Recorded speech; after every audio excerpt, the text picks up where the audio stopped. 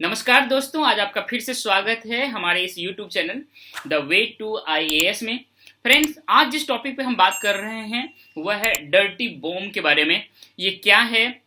सबसे पहले ये जाने कि किस कंटेक्स्ट में इसके बारे में बात किया जा रहा है।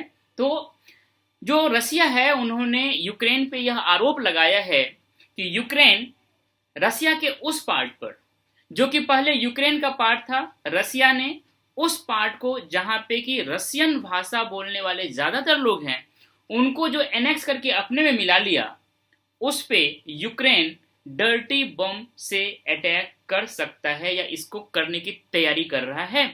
और रसिया ने यह कहा है कि हम जो यूनाइटेड नेशंस के सिक्योरिटी काउंसिल है उसमें इस मुद्दे को उठाएंगे। इसी बात को लेकर के यूक्रेन ने कहा है कि ऐसा कुछ है नहीं, और यूक्रेन के सपोर्ट में जो फ्रांस है और जो अमेरिका है इन्होंने कहा है कि ऐसा कुछ है नहीं। इसीलिए बहुत ज़्यादा न्यूज में रहा, इंटरनेशनल न्यूज इस पर काफ़ी ज़्यादा छाया रहा। जो आगे बात हम करना चाहते हैं कि जो डर्टी बॉम्ब है ये क्या है। वास्तव में ये डर्टी बॉम्ब है, यह जो एक्सप्लोसिव्स है, जो कि विस्फोटक सामग्री है, उसका मिक्सचर है। इसमें जो मेनली होता है वो डायनामाइट होता है, और साथ ही साथ जो रेडियोलॉजिकल पाउडर है या पैलेट्स है। पैलेट्स मतलब छोटे छोटे, जो बहुत छोटे छोटे गोली टाइप का होता है, बहुत छोटा होता है। तो ये रेडियोलॉजिकल पाउडर और रेडियोलॉजिकल पैलेट्स, इसके साथ जब डायनामाइट्स को मिला दिया जाता है तब इसको डर्टी बॉम्ब कहा जाता है। फ्रेंड्स, ये जो डर्टी बॉम्ब है, ये जो एटॉमिक ब्लास्ट होता है उसका जो मैकेनिज्म होता है ब्लास्ट करने का, उस मैकेनिज्म पे ये काम नहीं करता है। एटॉमिक ब्लास्ट जो एटॉमिक चेन रिएक्शन होता है, जिसके कारण कि बहुत सारा बड़े पैमाने पे एनर्जी निकलते हैं, जो एटॉमिक बॉम्ब का फीचर होता है, उस तरह का ये नहीं होता है। इसमें जो ब्लास्ट होता है वह डायनामाइट के कारण होता है। ये जो डायनामाइट है, यह ब्लास्ट होने के बाद इनके साथ जो रेडियोलॉजिकल एलिमेंट है वो चारों बगल फैल जाता है। मतलब इस डायनामाइट के ब्लास्ट के कारण रेडियोलॉजिकल एलिमेंट्स का चारों बगल फैलना, और आप जानते हैं ये जो रेडियोलॉजिकल एलिमेंट्स है इनका जो विकिरण होगा, इनका जो निगेटिव इम्पैक्ट पड़ेगा, वह लगभग उसी पैटर्न पे इम्पैक्ट पड़ता है जिस पैटर्न पर एटॉमिक बॉम्ब से जो विकिरण निकलता है, उसी पैटर्न पे ये भी काम करता है। इससे बहुत ही उतना ज़्यादा हानिकारक नहीं होता है जितना कि एटॉमिक बॉम्ब से होता है। इसीलिए इसको एटॉमिक बॉम्ब तो नहीं कहते हैं, लेकिन एटॉमिक बॉम्ब जैसा ही काम करने वाला कहते हैं। इसीलिए इसको डर्टी बॉम्ब का नाम दिया गया है। इसे एटॉमिक बॉम्ब नाम नहीं दिया गया, लेकिन फंक्शन उसी तरह से करता है। डायनामाइट विस्फोट करता है, जो रेडियोलॉजिकल एलिमेंट है वह उस विस्फोट के साथ चारों बगल फैल जाता है और उसका बहुत ही निगेटिव इम्पैक्ट पड़ता है। तो यही बात इसमें कहा गया है। जो एटॉमिक बॉम्ब होता है उसमें बहुत ही highly enriched radiological elements use होते हैं। जैसे यूरेनियम 235 को जब हाईली इनरिच्ड करके अराउंड 93% इनरिच्ड कर दिया जाता है, तब उसको एटॉमिक बॉम्ब में यूज किया जाता है। लेकिन ऐसा इसमें नहीं होता है। इसमें सिंपल जो रेडिकल एलिमेंट होते हैं उनको यूज किया जाता है। बहुत ज़्यादा इनरिच्ड नहीं होता है, बहुत ज़्यादा रिफाइंड नहीं होता है।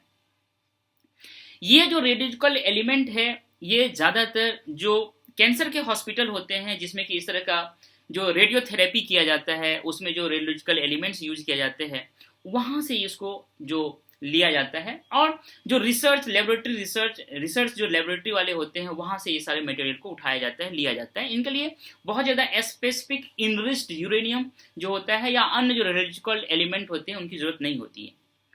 इसके जो फीचर्स हैं वो ये है कि ये बहुत ही सस्ता होता है इसे बनाना, और बहुत ही आसानी से, बहुत ही जल्दी से इसको बनाया जा सकता है। कम से कम समय में इस तरह के बॉम्ब को बनाया जा सकता है। साथ ही साथ इसको कहीं भी ले जाया जा सकता है बहुत ही आसानी से, बहुत ही अच्छी तरह से ये पोर्टेबल होता है। ये जो रेडिकल डस्ट है या जो स्मोक है, ये चारों बगल स्प्रेड होकर के जहाँ पे विस्फोट होता है उनके चारों बगल फैल करके हवा में साथ मिल करके बहुत बड़े पैमाने पर यह एक डिवास्टेटिंग इम्पैक्ट ला सकता है।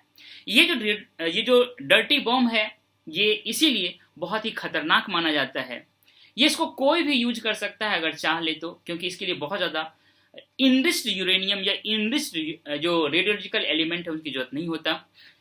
ये डर्टी बम अभी बहुत चर्चा में है। साथ ही साथ एक सवाल ये उठता है, क्या इससे पहले इस डर्टी बम को कभी यूज किया गया है? तो इससे रिलेटेड दो फैक्ट है, देखते हैं।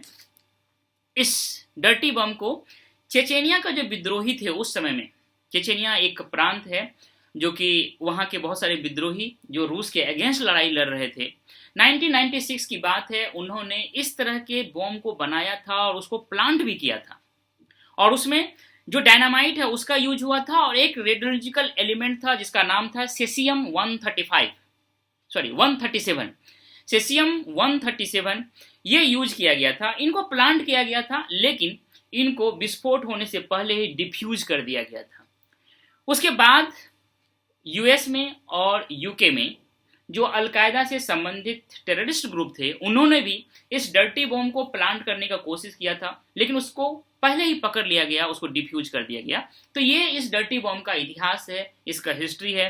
अभी किस कंटेक्स्ट में इसकी बात चल रही थी वो मैंने आपको बताया, और जो डर्टी बॉम्ब बनाया जाता है वो कैसे बनाया जाता है, जो एटॉमिक बॉम्ब है उससे कैसे यह डिफरेंस है और उनके फंक्शन में कैसे सिमिलरिटी है, इन सारी बातों का चर्चा मैंने आपके साथ किया है। मुझे उम्मीद है कि ये जो आपको एक्सप्लेनेशन दिया है आपको बहुत ही पसंद आया होगा, इसीलिए हमारे इस चैनल को आप सब्सक्राइब करें, लाइक करें, अपना वैल्यूएबल कमेंट दें और अपने दोस्तों के बीच शेयर करें। मिलते हैं नेक्स्ट वीडियो में। Thank you dear.